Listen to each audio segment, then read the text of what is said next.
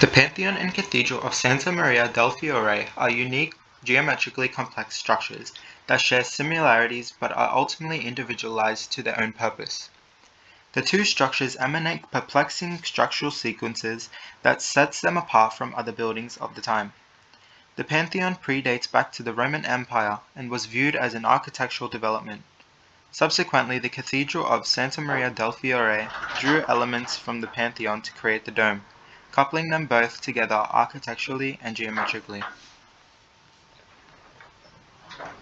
As Jules Goggia has said, perhaps the grandest temple ever built is the Pantheon in Rome. The remarkable structure was built in 125 CE by Emperor Hadrian and was an architectural phenomenon for the time.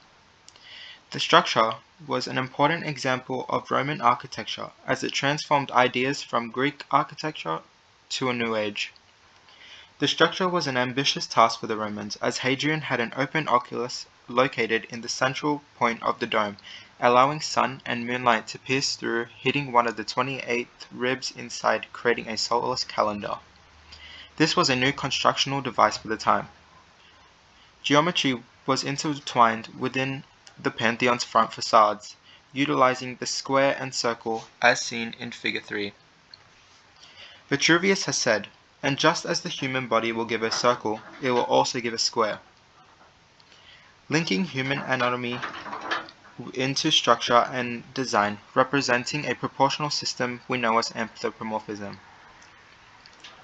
From the plan of the building, 4 trapezoidal and 3 semicircular niches surround the interior walls, illustrated in Figure 4. The sum of 3 and 4 equaling 7, all 3 numbers of great importance to the Romans.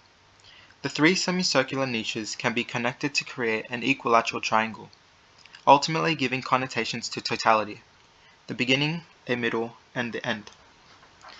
The 4 trapezoidal niches hinting at forms of the 4 seasons and elements, leaving us with the sum of these 2 numbers, 7. This number was of great importance as it aligned perfectly with the number of the planets within the solar system, sequentially identifying the order of the cosmos and the ticket to the universe.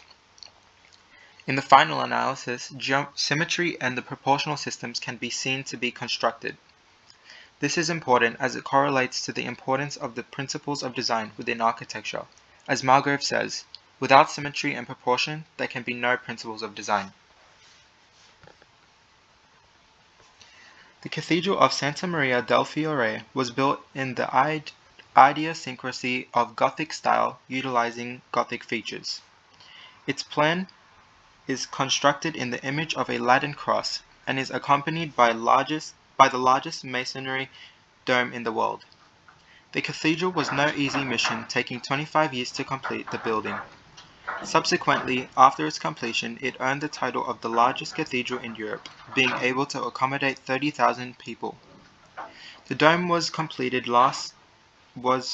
to be host to a large vault accompanied by considerable large wooden structures.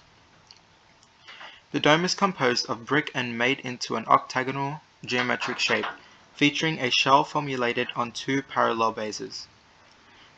This octagonal dome was a new method for the time. The cathedral was an experiment produced by Filippo Brunelleschi, having no prior experience with architecture.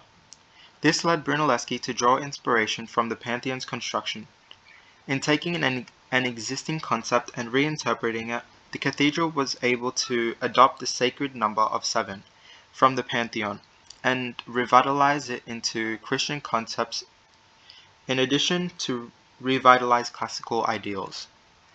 Brunelleschi was one of the first of the Renaissance authority to emphasize these simple ratios in the conceptualization and structure of this building, and to perceive the laws of perspective that they are based on. As seen in Figure 5, 7 squares are clearly seen within the plan of the cathedral.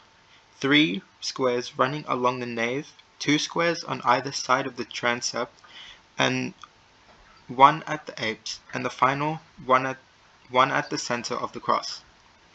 As Warren has said, the isorhythmic and isometric structure may be regarded as kind of the same musical space, and that these ratios may be noted at the progression of the first four integers, form the core of Renaissance proportion.